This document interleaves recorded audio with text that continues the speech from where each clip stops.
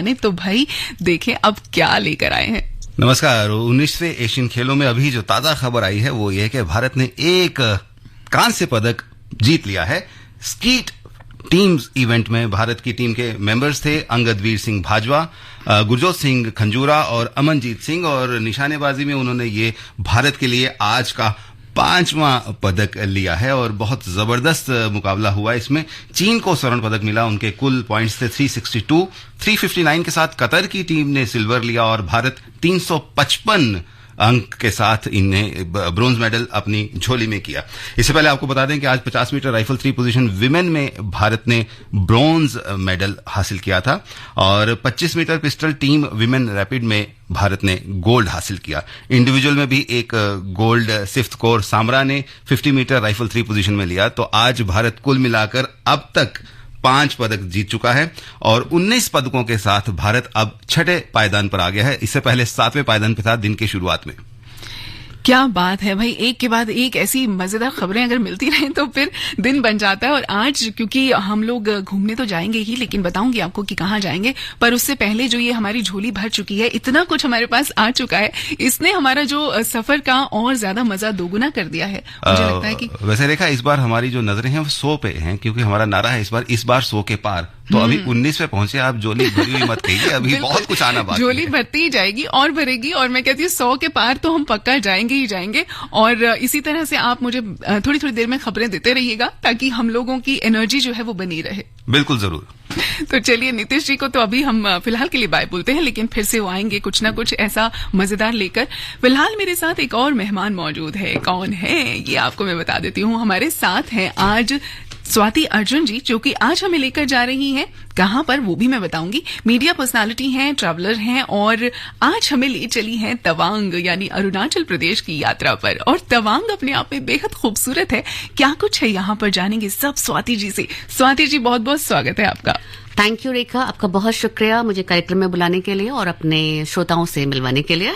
तो आज स्वाति जी, एक तो आज बहुत खास दिन है उन लोगों के लिए जो ट्रैवल पसंद करते हैं, जो घूमना फिरना पसंद करते हैं। क्या खास है बताइए दीजिए। आज वर्ल्ड टूरिज्म डे है, यानी कि विश्व पर्यटन दिवस, जो कि हर साल 27 सितंबर को मनाया जाता है। और हर साल की भांति इस साल भी विश्व पर्यटन दिवस मनाया जा रहा है, पूरी दुनिया में मनाया जा रहा है। और इसका मकसद ये होता है कि लोगों को, जो खासकर मेरे जैसे लोग जो बहुत ज्यादा ट्रैवल पसंद करते हैं, और आम लोग भी आजकल टूरिज्म के प्रति लोगों में जागरूकता बहुत बढ़ी है, लोग छुट्टियां मनाना ज्यादा पसंद करते हैं। तो ऐसे लोगों को ट्रैवल या टूरिज्म का जो सांस्कृतिक, राजनीतिक, आर्थिक जो पक्ष होता है, जो उसके जो मूल्य होते हैं, उसके बारे में लोगों को जागरूक करना आज के दिन का मकसद होता है। और इस लिहाज से आज का दिन बेहद महत्वपूर्ण है, विश्व पर्यटन दिवस है। और मुझे लगता है कि हमारे श्रोताओं को हम इससे रिलेटेड भी कुछ जानकारियां आज दे सकते हैं। बिल्कुल। और हम क्योंकि जब भी हम घूमने जाते हैं तो कभी कभी हम लोग थोड़े से लापरवाह हो जाते हैं। किसी भी खूबसूरत जगह पर तो हम पहुंच जाते हैं, लेकिन वहां पर कहीं ना कहीं साफ सफाई को लेकर हम थोड़ी सी लापरवाही करते हैं। बिल्कुल, इसके लिए मैं कुछ कहना चाहूंगी। नहीं, और ये बिल्कुल बहुत ही अच्छा सवाल है आपका, बहुत ही अच्छी बात है, क्योंकि इस बार का जो हर साल एक थीम होती है विश्व पर्यटन दिवस की, और 2023 का जो थीम है वो हरित निवेश और पर्यटन है। और अगर आप देखेंगे तो जो बात आपने अभी कही है बिल्कुल उससे मिलती जुलती बात है, क्योंकि पूरी दुनिया में ग्लोबल जो एक क्लाइमेट को लेकर के जिस तरीके से जागरूकता फैलाने की कोशिश की जा रही है, और जिस तरीके से पर्यावरण में जिस तरीके से दूषित माहौल बन रहा है, उसको ध्यान में रख करके इस बार का थीम तय किया गया है। अगर आप देखेंगे तो लोग, जब हम टूरिज्म की बात करते हैं तो लोग ज्यादातर सी बीचेस की तरफ जाना पसंद करते हैं। तो मैं आपसे एक आंकड़ा साझा करती हूँ कि हर 10 व्यक्ति जो कि पर्यटन के लिए निकलता है, उसमें से 8 जो है वो बीचेस की तरफ जाना पसंद करता है। और हमारी जो पूरी दुनिया में जो बीचेस है, उसमें हर साल ये जो पर्यटक जब जाते हैं तो वो 80 लाख टन प्लास्टिक की मात्रा उसमें डाल करके लौट करके आते हैं, जो कि एक बहुत ही अलार्मिंग जो है आंकड़ा है।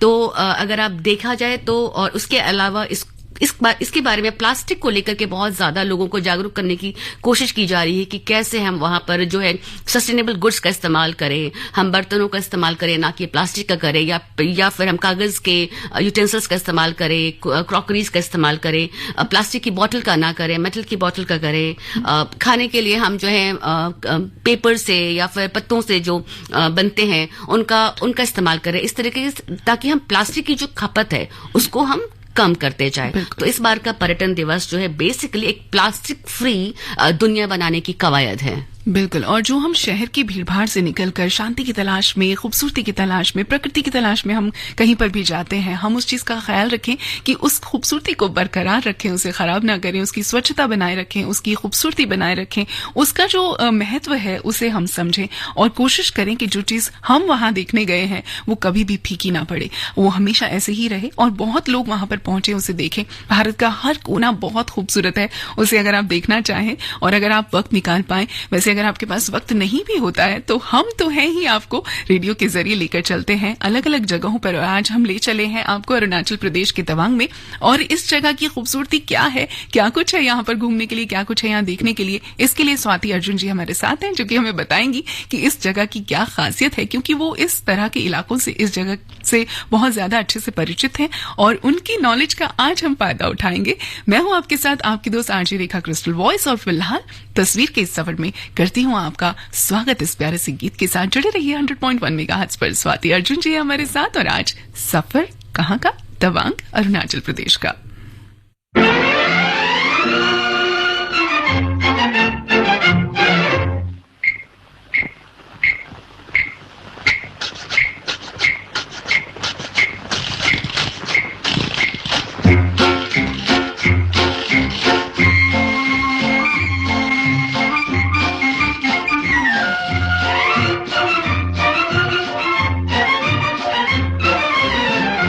देखो मौसम क्या बहार है, सारा आलम बेकरार है, ऐसे में क्यों हम दीवाने हो जाए ना।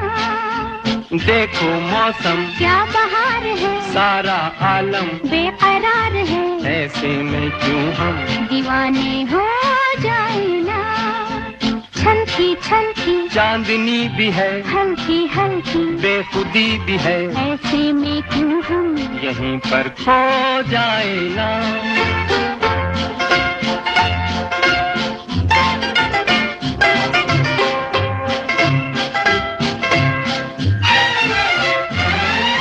ठंडी ठंडी रेत में जलवों की बरसात है, क्या मस्ताना है समा, क्या मतवाली रात है। ठंडी ठंडी रेत में जलवों की बरसात है, क्या मस्ताना है समा, क्या मतवाली रात है। ओ सपने बिखरे मोड़ मोड़ पे ताके नैना जोड़ जोड़ के, ऐसे में क्यों हम दीवाने हो जाए ना। छलकी छलकी चांदनी भी है, हल्की हल्की बेखुदी भी है, ऐसे में क्यों हम यहीं पर खो जाए ना।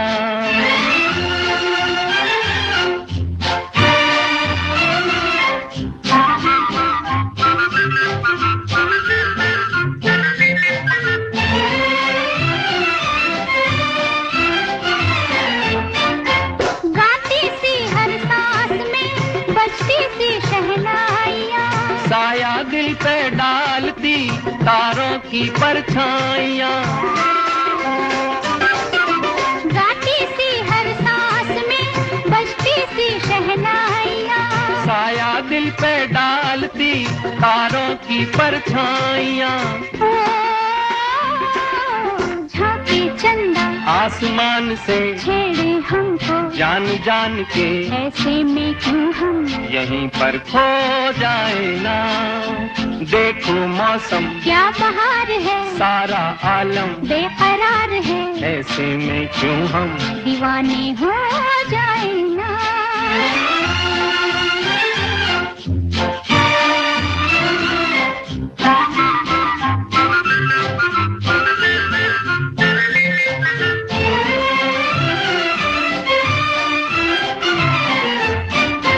दरिया की हर मौज में अरमानों का जोर है, दिल वालों के गीत का हल्का हल्का शोर है।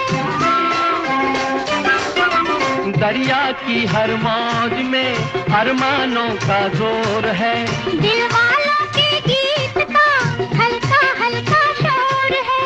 ओ लहरें डोले झूम झूम के साहिल का मुंह झूम झूम के ऐसे में क्यों हम दीवाने हो जाए ना।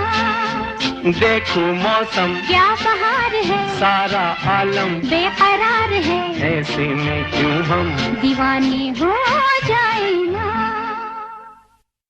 जी हाँ, मौसम जब आप तवांग में जाएंगे तो बहुत ही बेहतरीन है, बहुत ही खूबसूरत है और क्या कुछ है यहाँ पर ये तो हम जानेंगे ही, लेकिन सबसे पहले ये जान लेते हैं कि आखिर तवांग एक्चुअली में कहाँ पर पड़ता है और इसका इतिहास क्या है। तो स्वाति जी आप हमें बताइए। बिल्कुल रेखा, देखो जब हम तवांग की बात करते हैं तो तवांग जो है भारत के नॉर्थ ईस्ट में जो वहाँ के साथ सेवन सिस्टर्स जो स्टेट है उसमें से एक प्रमुख राज्य है अरुणाचल प्रदेश, जो सबसे ज्यादा ऊंचाई पर स्थित है इन सेवन सिस्टर स्टेट्स में से एक है। और ये वहाँ का अरुणाचल प्रदेश का एक छोटा सा जिला है जिसका नाम तवांग है। उस जिले का ये एक छोटा सा शहर है, साथ ही साथ उसका डिस्ट्रिक्ट हेडक्वार्टर भी है। ये अरुणाचल के राजमार्ग पर स्थित है। और अगर हम इसके इतिहास की बात करें और अगर इसकी इंपॉर्टेंस की बात करें तो जब हम नॉर्थ ईस्ट सोचते हैं तो अपने आप लगता है कि यार वो तो टूरिस्ट प्लेस है। नॉर्थ ईस्ट अपने आप में इतना खूबसूरत है कि लोगों को हरियाली नजर आ जाती है अगर आप विजुअलाइज करते हैं तो। लेकिन उन सारी जगहों में से भी तवांग जो है उसको नंबर 1 पे रखा गया है पर्यटन स्थल के तौर पर, बिकॉज जो उसकी जो ज्योग्राफी जो है वो अपने आप में अनूठी है और बहुत ही जो उसको कहेंगे कि बहुत ही इम्पॉसिबल सी बात सोच करके लगती है कि वो कहाँ पे स्थित है, इसलिए इसको अनूठा माना जाता है। इसका जो इतिहास है वो ये है कि 1914 से पहले ये जो तवांग जो है तिब्बत का हिस्सा था। 1914 में जब ब्रिटिश राज के दौरान ब्रिटिशर्स ने मैकमोहन जो कॉन्ट्रैक्ट हुआ था, जो डील हुई थी, उसके तहत इसको ब्रिटिश तिब्बत से लेकर के भारत के साथ इन्होंने जोड़ने की कोशिश करी थी, लेकिन तब चीन ने इसको मान्यता नहीं दी थी। उसके बाद आजादी के बाद 1951 में भारत ने तवांग पर दोबारा कब्जा किया। तब तक तिब्बतियों का एक बहुत बड़ा दल या कह लें बहुत बड़ी आबादी जो है वो तवांग पर रहा करती थी, तो उनके कल्चर का भी काफी इन्फ्लुएंस इस जगह पे रहा है। और लेकिन 1951 के बाद से लगातार आज तक तवांग जो है वो भारत का हिस्सा है। वो अरुणाचल प्रदेश का एक बहुत ही महत्वपूर्ण शहर है और नॉर्थ ईस्ट का एक बहुत ही अच्छा और बहुत ही सुगम्य तो नहीं कहूंगी, लेकिन एक बहुत ही सुरम्य पर्यटन स्थल है। सुगम्य नहीं है क्योंकि यहाँ पर पहुंचना थोड़ा सा सुगम्य है लेकिन सुगम्य नहीं है। लेकिन हाँ, कैसे पहुंचना है, कैसे आपको वहां पर जाना है, कैसे वहां के नजारे लेने हैं, सब कुछ बताएंगे हम आपको। तो ये तो बात हुई इतिहास की और यहाँ किस जगह पर ये मौजूद है इसकी, लेकिन आगे क्या कुछ है यहाँ पर देखने के लिए, ये सब कुछ हम जानेंगे स्वाति जी से। लेकिन इस सफर में अगर गीत नहीं होंगे तो आप थोड़े से बोर हो जाएंगे ना। तो चलिए गाना सुनते हैं। स्वाति जी गाना सुन लें। बिल्कुल बिल्कुल।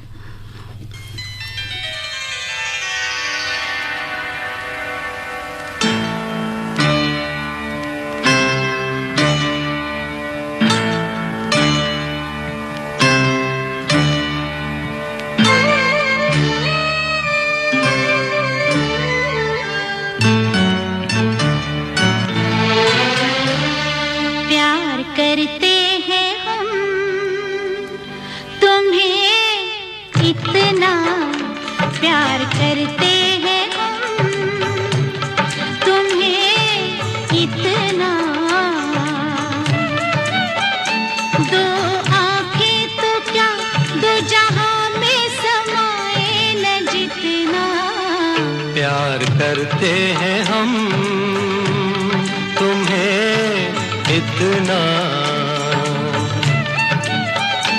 दो आंखें तो क्या दो जहां में समाए न जितना, प्यार करते हैं हम तुम्हें इतना।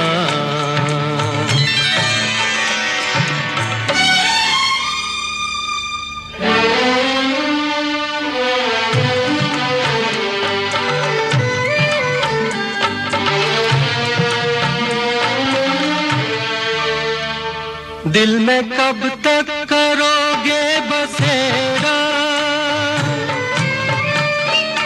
दिल में कब तक करोगे बसेरा, साथ कब तक न छोड़ोगे मेरा। धरती छोड़ी ना सूरज का फेरा, साथ छोड़ेंगे यूं हम ना तेरा, प्यार कर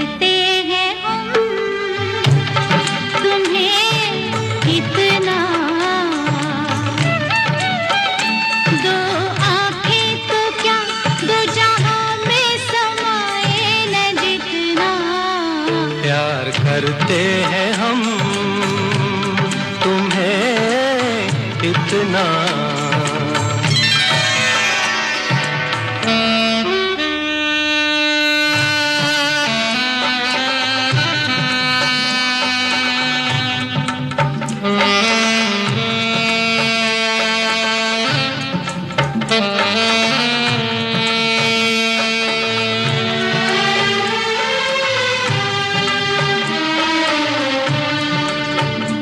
जिंदगी का तुम ही हो इरादा, जिंदगी का तुम ही हो इरादा, याद रखोगे क्या तुम ये वादा। नहीं भूलेंगे हम तुम्हें ऐसे, दिल ना भूले धड़कना जैसे, प्यार करते हैं हम तुम्हें इतना। दो आंखें तो क्या दो जहां में समाए न जितना। प्यार करते हैं हम तुम्हें इतना।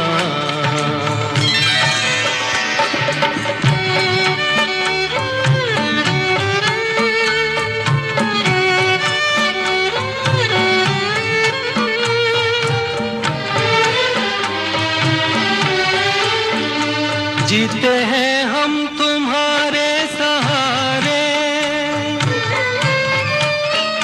जीते हैं हम तुम्हारे सहारे, दिन गुजरते हैं कैसे तुम्हारे।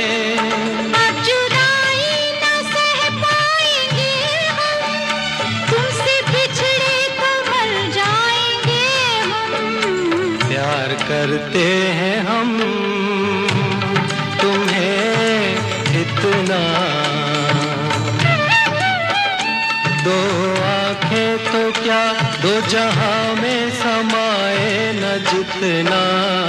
प्यार करते हैं हम तुम्हें इतना।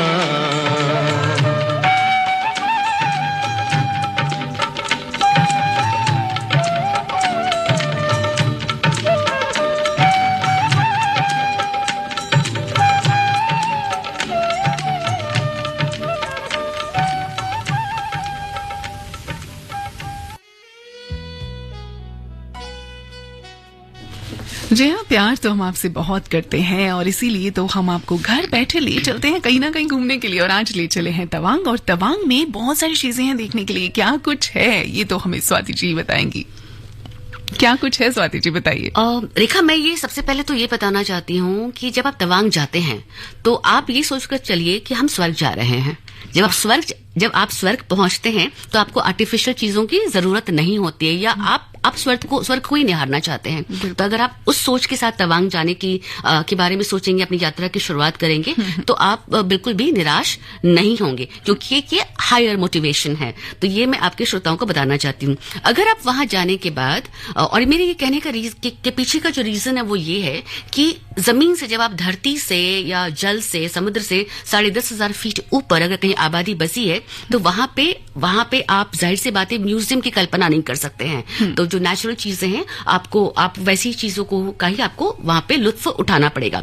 फिर भी अगर आप तवांग जाते हैं तो ऐतिहासिक तौर पर जो बहुत इंपॉर्टेंट चीज है, दुनिया का सबसे ज्यादा जो इंपॉर्टेंट जो बौद्ध मठ है, जिसको तवांग मोनास्ट्री कहते हैं, वो वहां पर जिसकी स्थापना 5वें दलाई लामा ने की थी, वो तवांग में स्थित है। और ये मठ जो है वो गेलुपा संप्रदाय से संबंधित है और भारत का सबसे बड़ा बौद्ध मठ, और भारत का ही नहीं पूरी दुनिया का सबसे बड़ा बौद्ध मठ कहा जाता है। ये लासा और ड्रिपुंग मठ से जुड़ा हुआ है। तवांग का अच्छी तरह से संरक्षित तवांग मठ जो है एक बहुत ही लोकप्रिय पर्यटन स्थल है, और ये सेला दर्रा से क्रॉस करके आप इसकी तरफ जब जाते हैं, और रास्ते में आपको टैंगी वैली भी पड़ता है, जो कि एक छोटा सा वो हॉल्ट है, जहाँ पे की सेना का भी एक छोटा सा केंद्र है। लोग बीमार पड़ जाते हैं, लोगों को प्रॉब्लम हो जाती है, तो उनका इलाज भी वहां पे होता है, और साथ ही साथ वो नियर बाय के एरियाज में घूम भी सकते हैं। उसके अलावा जो नेचुरल वाटरफॉल्स है वहां तो अनगिनत है, लेकिन फिर भी जो मुख्य है उनमें चूमी ग्यासे का जलप्रपात है, और एक और जलप्रपात है जिसका नाम मैं इस वक्त थोड़ा भूल सी रही हूँ, लेकिन वहाँ जलप्रपात काफी सारे हैं और उन जलप्रपातों के पास जाना और उनको जो कहते हैं नियाग्रा फॉल्स की तरह जो है अनुभूति करना, वो अपने आप में एक बहुत ही खुशनुमा एहसास है।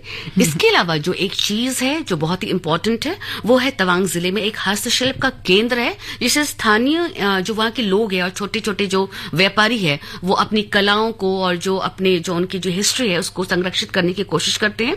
तो वो एक हस्तशिल्प का केंद्र है जो कि जो कोई भी वहां जाता है, वहां जाने की वो उसको जरूर घूम करके आता है, ताकि उसको लोकल वहां की लैंग्वेजेस और वहां की जो हेरिटेज है उसके बारे में लोगों को पता चल सके। जी, और जैसे कि आपने कहा कि एक वाटरफॉल भी है, नूरनांग वाटरफॉल तो नहीं है ये? शायद ये एग्जैक्टली शायद ये 100 मीटर की ऊंचाई से गिरता है और बहुत ही खूबसूरत ये झरना है, जिसे आप देख सकते हैं। एकदम सफेद चादर जैसा ये महसूस होता है। जब आप झरने की बात कर रही, तो मैं आपको बताऊं कि इतनी ऊंचाई पर होने के कारण बहुत सारी चीजों की वहां कमी भी है। जैसे वहां पे ऑक्सीजन की कमी बहुत ज्यादा होती है। अगर कोई श्रोता जाने का प्लान कर रहे हैं और अगर किसी को लंग्स के संबंधित या ब्रीदिंग कोई प्रॉब्लम होती है, तो मैं उनको सजेस्ट करना चाहूंगी कि वो ना जाएं, क्योंकि वहां पे ऑक्सीजन लेवल बहुत कम होता है। वहां पे पीने की पानी की दिक्कत है। नॉर्मली जो नेचुरल वाटरफॉल्स होते हैं पहाड़ों के बीच से निकलते हैं, लोग वहीं से पानी लेकर आते हैं, उसी पानी को लोग पीते हैं। तो अगर आपको हार्ड वाटर की आदत नहीं है, बिकॉज हम लोग सब शहरों में रहते हैं, तो बहुत ही आरओ का पानी पी रहे हैं या बाकी चीजों का पानी पी रहे हैं, तो वो पानी आप डाइजेस्ट नहीं कर पाते हैं। तो ये भी कुछ चीजें हैं कि जब आप वहां जाने के लिए प्लान करें, तो आपको इन चीजों का ध्यान रखने की जरूरत है। वैसे जहां तक मुझे लगता है स्वाति जी, नेचुरल जो सोर्सेज होते हैं वाटर के, वो शायद उतने नुकसानदायक नहीं होते हैं।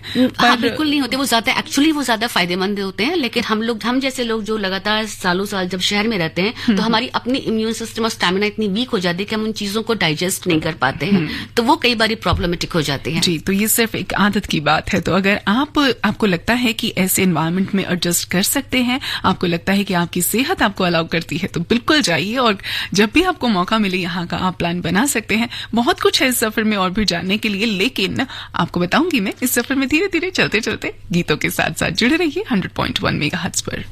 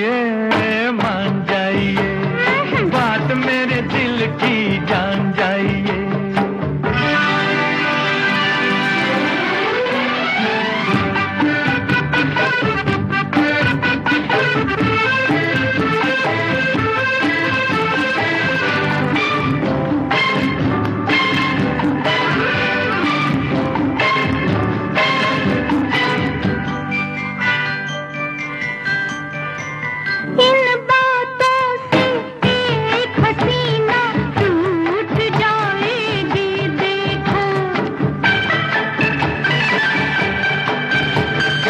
इन बातों से एक हसीना टूट जाएगी देखो, चुप हो जाओ नींद हमारी टूट जाएगी देखो। कहाँ नींद का काम क्या, लिया नाम क्या, आप हैं बड़े ही नादान, जाइए मान जाइए, बात मेरे दिल की जान जाइए।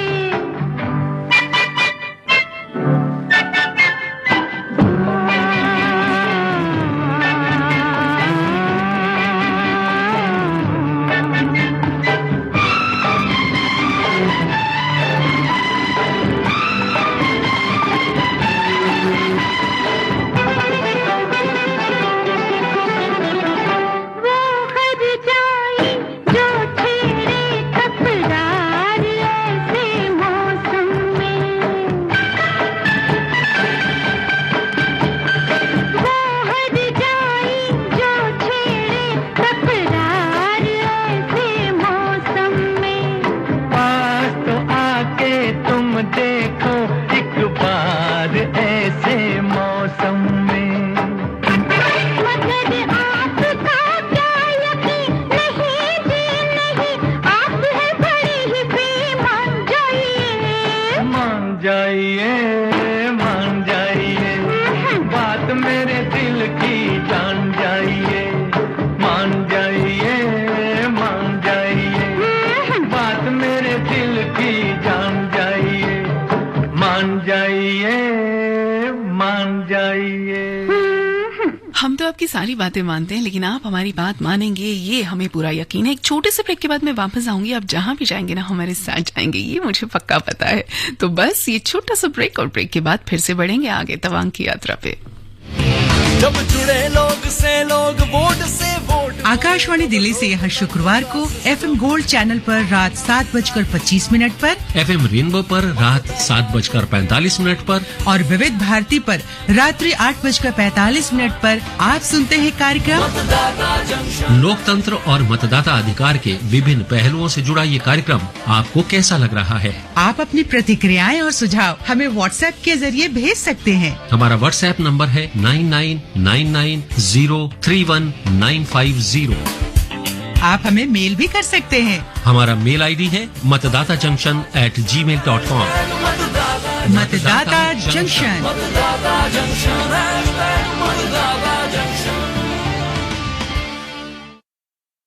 आइए स्वच्छता पखवाड़े में 1 अक्टूबर को एकजुट होकर 1 घंटे के लिए सुबह 10 बजे श्रमदान कर पूज्य महात्मा गांधी जी को स्वच्छ भारत की स्वच्छांजलि दें। स्वच्छता कार्यक्रम की अधिक जानकारी के लिए स्वच्छताहीसेवा.com पर जाएं।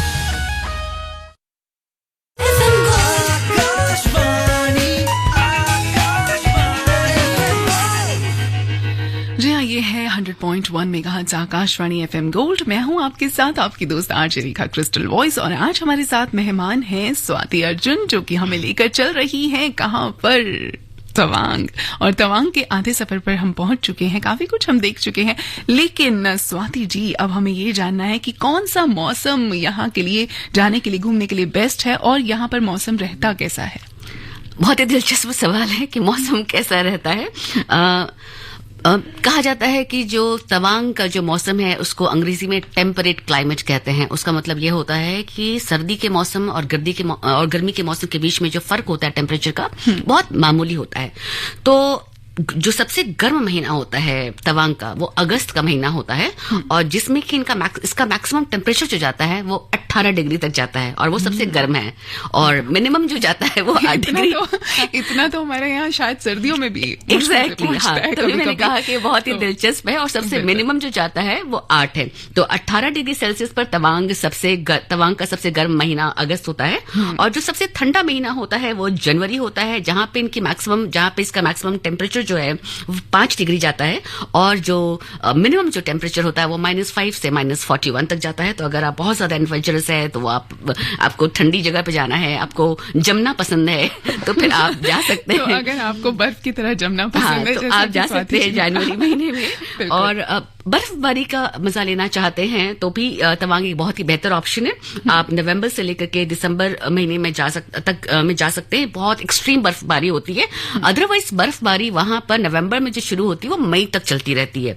जून से फिर वहां पे लगातार बारिश का महीना होता है, क्योंकि मैं जून महीने में ही गई थी वहां पर। और बारिश का मौसम जो होता है, मैं सजेशन दूंगी कि नहीं जाना चाहिए, क्योंकि मेरा जो एक्सपीरियंस रहा, मैं अपने अनुभव के आधार पर कह रही हूँ, क्योंकि चारों तरफ से सिर्फ लैंडस्लाइड्स होते हैं, बारिश होती रहती है, जलप्रपातों से, झरनों से पानी गिरता रहता है और बहुत ही सकड़ी सी सड़क है जिसके दोनों तरफ जो है बिल्कुल हजारों फीट की, हजारों मीटर की जो है गहरी खाइयां होती है। आपको थोड़ी थोड़ी दूर पर सिर्फ आपको सेना के 1-2 जवान नजर आएंगे। तो मैं चाहूंगी कि ऐसी स्थिति को लोग अवॉइड ही करें, क्योंकि बहुत बुरी स्थिति में आपको एयरलिफ्टिंग भी करानी पड़ती है आपको सही जगह पर लाने के लिए। और अगर आप किसी सेना के किसी पॉइंट से काफी दूर पर हैं तो आपके लिए चलना भी मुश्किल होता है, तो गाड़ियां भी नहीं चल सकती हैं। तो ऐसी स्थिति में मुझे लगता है कि जो सही समय है वो मई तक का ही महीना है, कि आप मार्च से मई तक, और उसके बाद जो है बीच में जब सूखे का जब वक्त आता है, नवंबर, बारिश का जब मौसम खत्म हो जाता है सितंबर अक्टूबर में, तब नवंबर दिसंबर से आप ट्रैवल करना वहां पे शुरू कर सकते हैं। और चूंकि यहाँ पे ये तो रहा मौसम की बात, और कुछ सावधानियों की भी जरूरत है कि जब आप वहां पर जाएं तो आप मौसम के हिसाब से आपको कपड़े रखने की बहुत जरूरत है, दवाइयों की जरूरत पड़ती है इन चीजों की, क्योंकि मौसम वहां पे बहुत जल्दी बदल जाता है। मैं अपना अनुभव बताती हूँ कि जब मैं गई थी तो बिल्कुल सूखा था, और जब हम आधे रास्ते बोमडिला हमने क्रॉस किया, बोमडिला बाईपास हमने क्रॉस किया, तो उसके बाद जो अचानक से चारों तरफ से हम बादलों से घिर गए थे कि हमारा ड्राइवर जो कि ट्रेन टू ड्राइवर था, उसने अपने हाथ खड़े कर दिए कि मैं नहीं आगे जा सकता हूँ। तो हमें वहां पे शेल्टर लेना पड़ा। शेल्टर क्या लेंगे, आपको एक कोने में एक बड़ी सी चट्टान पहाड़ के साथ चिपक कर खड़े रहना पड़ा, और कुछ सेना के कुछ लोगों ने हमारी मदद करी, और फिर कुछ दूसरे एक्सपीरियंस्ड ड्राइवर्स को बुलाया गया अगले 2-3 घंटों में, तब जाकर के हम जो है उस जगह से हम निकल पाए। हमारे अलावा और भी कुछ फैमिलीज थी जो आ रहे थे, लेकिन वो अचानक से मौसम बदल गया।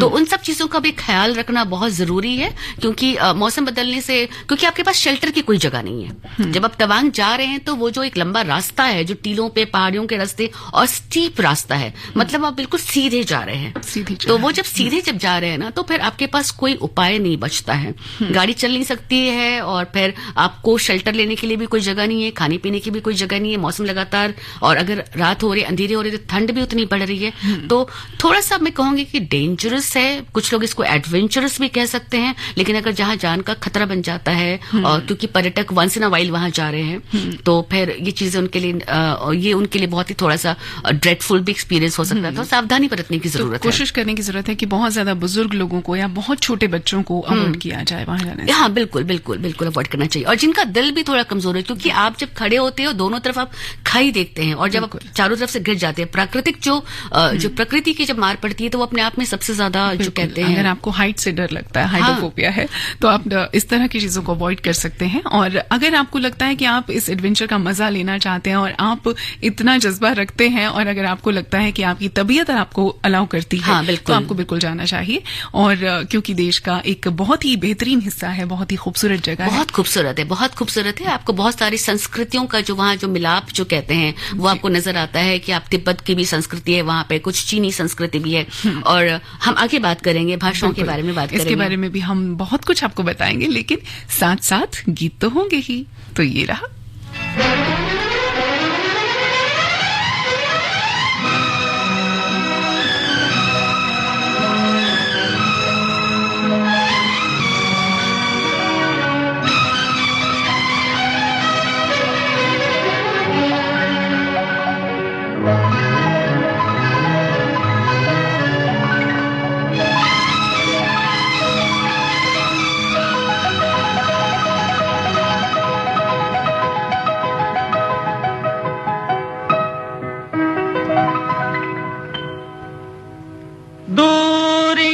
नजदीकियां बन गई, अजब इत्तेफाक है।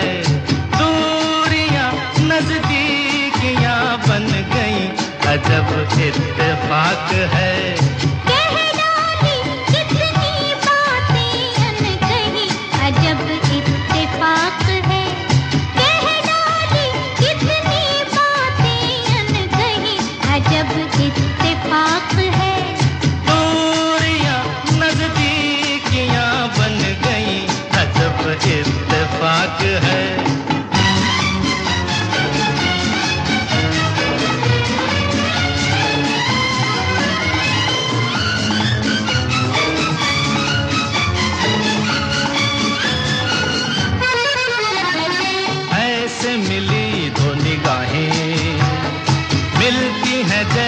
दो राहें, जागी ये उल्फत पुरानी, गाने लगी हैं फिजाएं, ऐसे मिली दो निगाहें, मिलती है जैसे दो राहें, जागी ये उल्फत पुरानी, गाने लगी हैं फिजाएं, प्यार की शहनाइयां बज गई, अजब इत्तेफाक है, दूरियां नजदीकियां बन गई, अजब इत्तेफाक है।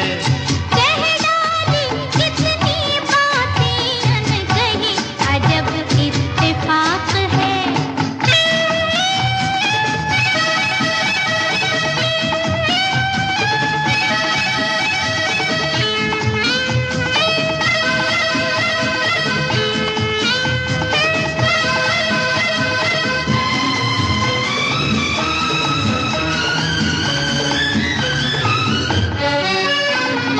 एक डगर पे मिले हैं हम तुम दो हमसाए, ऐसा लगा तुमसे मिलकर दिन बचपन के आए, एक डगर पे मिले हैं हम तुम दो हमसाए, ऐसा लगा तुमसे मिलकर दिन बचपन के आए, वादियाँ उम्मीद की सज गई, अजब इत्तेफाक है।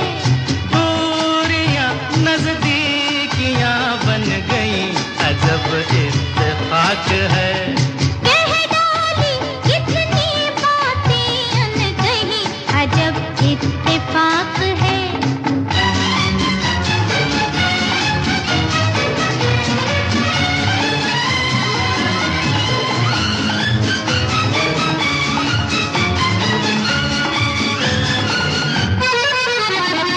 पहले कभी अजनबी थे, अब तो मेरी जिंदगी हो, सपनों में देखा था जिसको, साथी पुराने तुम ही हो, पहले कभी अजनबी थे, अब तो मेरी जिंदगी हो, सपनों में देखा था जिसको, साथी पुराने तुम ही हो, बस्तियां अरमान की बस गई, अजब इत्तेफाक है, दूरियां नजदीकियां बन गई, अजब इत्तेफाक है।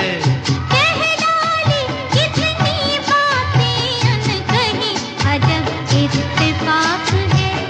दूरियां नजदीकियां बन गई, अजब इत्तेफाक है।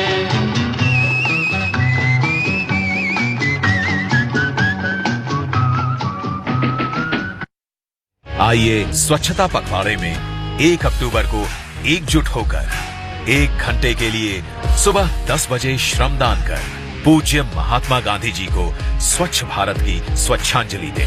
स्वच्छता कार्यक्रम की अधिक जानकारी के लिए स्वच्छताहीसेवा.com पर जाएं। और अब हम तवांग के काफी नजदीक तो पहुंच ही गए हैं, लेकिन अब ये सफर का जो है अंतिम पड़ाव है, लेकिन इसमें हम आपको बहुत कुछ बताने वाले हैं। तो स्वाति जी, सबसे पहले तो हमें ये बताइए कि यहाँ की भाषा कौन सी है, कौन सी भाषा का हम यहाँ पर अगर जाएं तो सबसे ज्यादा इस्तेमाल देखने को मिलता है। देखिए, तवांग जो है, चूंकि ये पहले तिब्बत का हिस्सा रहा है, तो जो इसकी भाषा है वो वहां पे जो लोकल जो डायलेक्ट जो लोग जो आपस में जो इस्तेमाल करते हैं उसको तकपा या डाकपा कहा जाता है। उसके अलावा निस्सी, डफला, ये जो भाषाएं हैं या फिर कह लीजिए स्थानीय जो बोली है, इसका इस्तेमाल वहां के जो स्थानीय लोग होते हैं, जो बाशिंदे होते हैं, वो आपस में करते हैं अपने डेली के कामकाज के दौरान। उसके अलावा जो वहां की आधिकारिक भाषा, जो ऑफिशियल लैंग्वेज है, वो अंग्रेजी है, वो इंग्लिश है। लेकिन कहीं ना कहीं चूंकि उनका जो पर्यटन जो है वो उनका मेजर सोर्स ऑफ इनकम है वहां के लोगों का, और हिंदी भाषा भाषी प्रदेशों से लोग बहुत जाते हैं, तो एक कम्युनिकेटिव लैंग्वेज के तौर पर हिंदी भी वह काफी हद तक बोली जाती है, टूटी फूटी। लेकिन प्रचलन में है, लोग बोलते हैं, हिंदी में बोलते हैं। तो इस तरीके से 3-4 भाषाओं का समागम आपको वहाँ के समाज में या फिर वहाँ के आपको पब्लिक स्पेसेस में नजर आएगा। और अगर यहाँ के खान पान की बात करें, क्योंकि जब हम घूमते हैं ना तो भूख तो लगती ही है, तो यहाँ पर खाने के लिए क्या क्या ऑप्शंस हैं? देखिए, इसके लिए मैं आपको उसके पहले, खाने से पहले मैं आपको ये बताना चाहूंगी कि जो तवांग में जो एक तो पर्यटन वहाँ के लोगों का एक बहुत ही मेजर सोर्स ऑफ इनकम है। उसके अलावा अगर पर्यटन का मौसम नहीं है तो फिर लोग वहाँ पे बेसिकली फार्मर्स है, फार्मिंग ही उनका जो है सोर्स ऑफ इनकम है। और फार्मिंग में भी जिस जानवर का प्रयोग ज्यादा होता है वो होता है याक का। तो याक जो है वो अगर आप ये कहेंगे कि तवांग को अगर आप याक से अलग कर देंगे तो तवांग का कोई अस्तित्व नहीं है, क्योंकि लोगों की रोजी रोटी याक से जुड़ी है, साथ साथ ही खाना पीना। तो अब खाने में क्या है कि तुपका जो होता है वो बहुत ही फेमस फूड है तवांग का, जिसमें कि नॉर्मली मीट होता है और मीट के टुकड़ों को मसालों और उसमें फिर आप राइस डाल लो, दाल डाल लो, जो भी सब्जियां हैं, हर्ब्स हैं, जो लोकल साग या जड़ी बूटी मिलते हैं वो डाल करके वो अलग अलग तरीके से क्रिएशन से अलग अलग टेस्ट में वो तैयार करते हैं और उसको तुपका या थुपका भी कहा जाता है। पारंपरिक जो थुक्पा होता है उसमें उसका नाम ढेप तुपका होता है, जिसमें कि चावल पकाया जाता है और चावल के साथ उसमें बैम्बू शूट्स डालते हैं, मीट डालते हैं और कुछ और मसाले वगैरह डाल करके उसको तैयार करते हैं। उसके अलावा सब्जियां भी थोड़ी बहुत जो वहाँ उगती हैं, जिनमें जंगली मशरूम होते हैं, बांस के अंकुर होते हैं जिनको हम बैम्बू शूट्स कहते हैं, और साग और जड़ी बूटी जो है उसका इस्तेमाल होता है।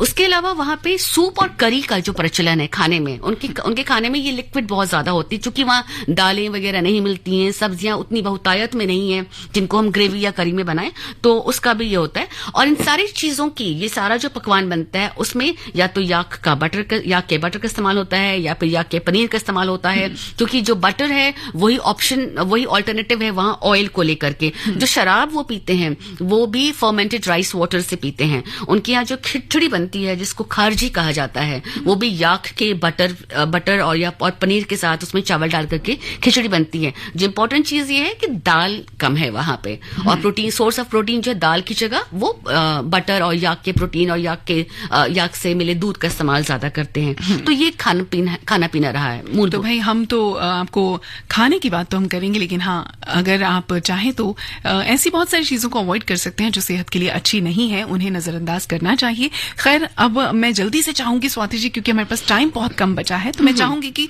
आप हमें जल्दी से ये बता दें कि वहां पर पहुंचना कैसे है और क्या वहां जाने के लिए कोई परमिट की जरूरत है। बिल्कुल, जैसे कि मैंने आपको पहले भी बताया कि चूंकि अरुणाचल प्रदेश जो है वो चीन के बॉर्डर से लगा हुआ है और एक बहुत ही सेंसिटिव एरिया है, इस लिहाज से, सुरक्षा के लिहाज से कोई भी आप कोई भी जाए वहां पे तो हमें एक इनर लाइन परमिट की जरूरत पड़ती है, जो कि देश में 4 जगहों से इशू की जाती है, कोलकाता, गुवाहाटी, तेजपुर और नई दिल्ली से। तो जब आपको वो इनर लाइन परमिट इशू होती है उसके बाद ही आपको वहां जाने का परमिशन मिलता है। और जाने के लिए जो आप बाई फ्लाइट आप चाहें तो आपको या बाई फ्लाइट जाएं या बाई ट्रेन जाएं, आपको तेजपुर तक जाना पड़ेगा। और तेजपुर में एक रंगपुरा रेलवे स्टेशन है, वहां आप उतरते हैं और वहां से फिर आपको बाई रोड जाना पड़ेगा, जो कि 12 घंटे की जर्नी है। हालांकि बहुत सुंदर जर्नी है। उसके लिए वहां पे शेयर टैक्सीज होते हैं, बसेस होती हैं, जो भी हैं, लेकिन मेरी सलाह यही रहेगी कि जो गवर्नमेंट जो ऑथोराइज टैक्सीज बसेस है उनके थ्रू ही जाया जाए और उनके जरिए जो है आप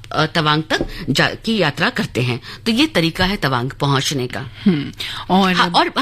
और पिछले 2020 से शायद सरकार ने, अरुणाचल गवर्नमेंट ने एक डेली सर्विस भी स्टार्ट करी थी हेलीकॉप्टर की, जिसमें कि, लेकिन वो आम लोगों के लिए पता नहीं खुली है या नहीं खुली है, लेकिन वो डेली सर्विस भी एक खुली थी। अब कितना वो प्रैक्टिस में, ये मुझे इस बात का आइडिया नहीं है, लेकिन खुली थी। तो इसके बारे में भी आप पूरी जानकारी लेकर वहां पर जाएं। कोशिश करें कि अगर आप जाते हैं तो अपना सही वक्त चुने कि किस वक्त आपको वहां जाना चाहिए, कैसा मौसम है, कैसे पहुंचना है, किस जरिए से आप वहां पहुंचना चाहते हैं। बहुत सारे तरीके हैं और सब कुछ हमने स्वाति जी से जाना। बहुत सारी चीजें हैं जो हम शायद नहीं जान पाए हैं, क्योंकि वक्त की कमी के चलते हुए हम उतना ज्यादा आपको शायद नहीं बता पाए हैं, लेकिन कुछ तो रहने दीजिए ना, जो आप खुद जाकर भी वहां पर देखें। तो भाई तवांग की खूबसूरती को जरूर निहारिए अपनी आंखों से। फिलहाल ये गाना सुन लेते हैं और फिर आपसे विदा लेंगे, और फिर आगे का सफर आप FM गोल्ड के साथ करते रहिए।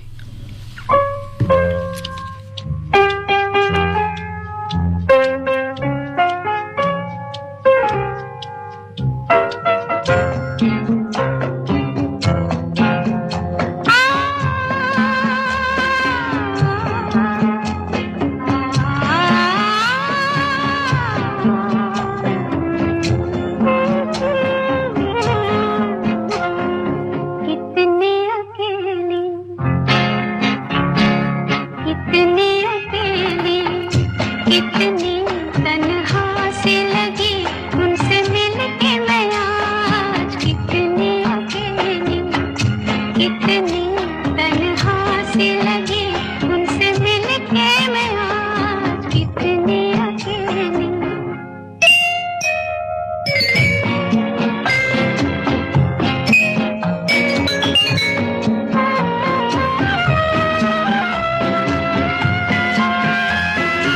इस तरह खुले नैना आए वो मेरे आगे, इस तरह खुले नैना आए वो मेरे आगे, जिस तरह किसी गहरी नींद से कोई जागे। अब जहान से दूर हो कहीं बैठी मैं अलबेली, कितनी अकेली, कितनी अकेली, कितनी तन्हा सी लगी उनसे मिलके मैं आज, कितनी अकेली।